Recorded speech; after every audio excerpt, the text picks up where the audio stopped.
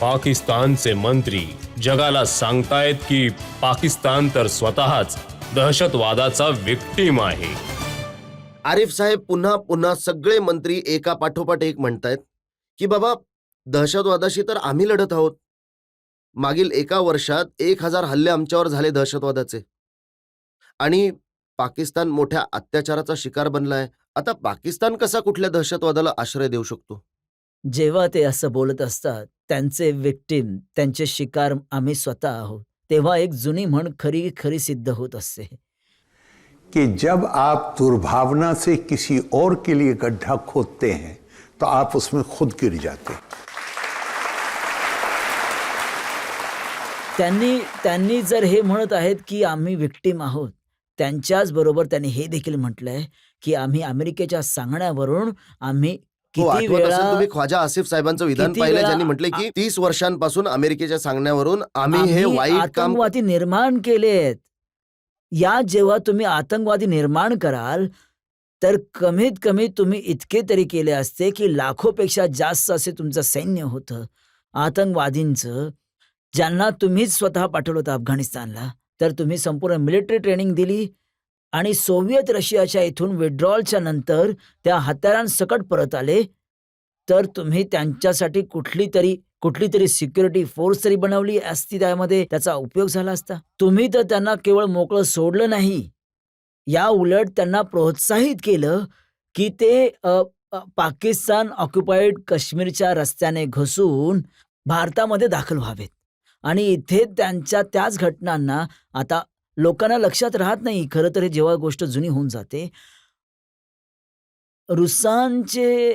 रूसचे अफगाणिस्तानातून निघून गेल्यानंतर Osama bin लादेनने त्यावेळेच्या ते तालिबानच्या, आजचं जे तालिबान थोडं वेगळं आहे, परंतु त्यावेळी त्याने अफगाणिस्तानमध्ये बसून, काबूलमध्ये बसून ही घोषणा केली होती की आता आमचे मुजाहिदीनचा अर्थ आहे आतंकवादी.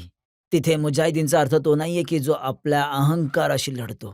तिथे ज्याला आयडेंटिफाय करा त्या दुश्मनाला आणि त्याच्याशी लढायचं आहे, मारायचं आहे त्याला कपटाने. आतंकवादाचा अर्थ आहे की तर सैनिक घेऊन या ना, जर तुम्हाला लढाई लढायची आहे तर. आजकाल तर अफगाणिस्तानशी लढतायत. आता अफगाणिस्तानशी सुद्धा ते लढतायत. त्यामुळेच तर त्यांनी घोषणा केली होती की आता आमच्या मुजाहिदांची दिशा आम्ही काश्मीरच्या बाजूने वळवली आहे.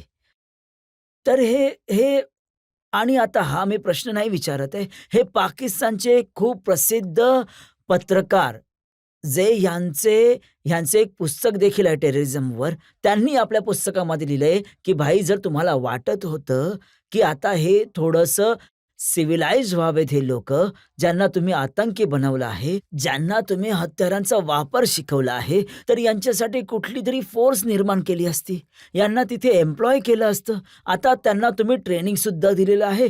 ते हत्यार जे तुम्ही दिलं होतं ते त्यांच्याच पोझिशनमध्ये आहे, तर कुठे चालवतील? असू शकतं की तुम्ही विक्टिम आहात. तुम्ही विक्टिम यामुळे आहात की तुम्ही खड्डा दुसऱ्यासाठी खोदला होता. आता तुम्ही त्याच्या स्वतःच पडत पडत चालला आणि आहात. हा जो आरिफ साहेब पहलगाममध्ये जो हल्ला केला, त्याने लोकांना इतकं दुःखी केलेलं आहे. फारुख अब्दुल्ला साहेब जे वर्षानुवर्षे हे सांगत होते की पाकिस्तानशी युद्ध नाही केलं पाहिजे, चर्चा केली पाहिजे, ते देखील आज म्हणतायत की नाही, ये लातों के भूत है, बातों से नहीं मानने मला वाले. खूप आनंद आहे फारुख साहेबांच्या या विधानावर. आणि तुम्ही खरं सांगतो मी, माझं मत आजचं नाही आहे, एका काळापासून आहे की आणि माझ्या मताचं कारण मी पाकिस्तानच्या लोकांना दोषी नाही ठरवत आहे. माझं एकच आर्ग्युमेंट राहिलं आहे. जेव्हा माननीय अटलजी पाकिस्तानला जात होते आणि मला देखील त्यात सामील केले गेले त्यांच्या आधी, मला नव्हतं जायचं आणि मी म्हणालो की हा माझ्या वेळेचा आणि माझ्या एनर्जीचा वेस्ट आहे. हे संबंध सुधरू शकत नाहीत. का नाही सुधरू शकत? यासाठी नाही की मी हे म्हणेन की तिथल्या लोकांना वाटत नाहीये. यासाठी की आर्मी ज्यांची प्रीमियम पोझिशन आहे, त्यांना ज्या दिवशी वाटतं की जगामध्ये देश आहे ज्यांच्याजवळ आर्मी आहे. पाकिस्तानमध्ये आर्मी आहे ज्याच्याकडे एक देश आहे.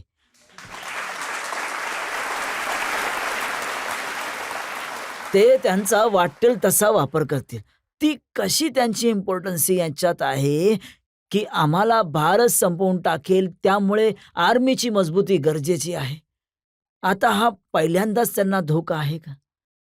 जेव्हा रस्त्यावर लोक त्यांच्या विरोधात निघायला लागले, तर त्यांनी हा पहलगाम, काही दुसरं काही करू शकले असते. पहलगाम, आसरी मुनीचं भाषण आणि त्याच्यानंतर पहलगामचं आणि झालं. त्यांच्या भाषणामध्ये या तीनही गोष्टी हो. होत्या. काश्मीर देखील होता, कलमा देखील होता आणि हिंदूंच्या विरोधात गोष्टी सुद्धा हिंदूंच्या होत्या. विरोधात. आणि या तीनही तिथे दिसल्या आहेत. परंतु याच्याशिवाय आपल्या देशात काही असे जे लोक आहेत, कर्नाटकचे मुख्यमंत्री आहेत, सिद्धारामय्या खूप सिनियर लीडर आहेत, अनुभवी व्यक्ती आहेत.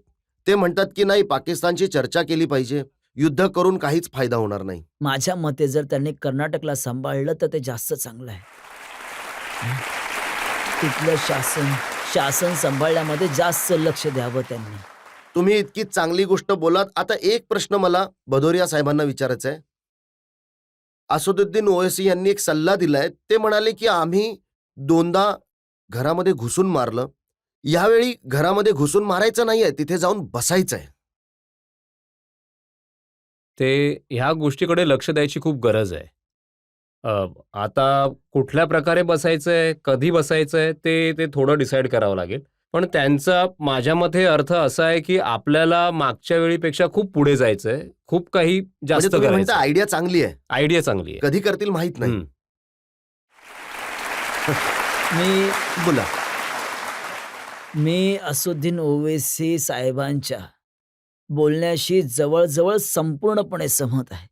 परंतु मला वाटतं की आज तिथलं वातावरण असं आहे की अ, ज्याप्रमाणे बांगलादेशमध्ये केवळ तुम्हाला हे हे सुनिश्चित करायचं होतं की नरसंहाराला थांबवावं तुम्ही. बंगाली तर ते स्वतः बसले तिथे. आम्ही तर ताबा नाही मिळवला बांगलादेशवर. बंगाली बसले आहेत तिथे. आज पाकिस्तानमध्ये जवळ-जवळ तशी स्थिती आहे. लोकांची नाराजी तिथल्या सैन्यावर इतकी जास्त आहे, परंतु तिथल्या आतंकाला घाबरतात. ते निवडून आलेल्या लोकांना जेलमध्ये टाकून देतात. तर एक सामान्य माणसाची काय कुवत आहे? त्यामुळे काही थोडीच बाहेरची मदत झाली. मला तर वाटतं की ते स्वतः मुक्त होऊन जातील. यावेळी काम होऊन जाईल असं वाटतंय.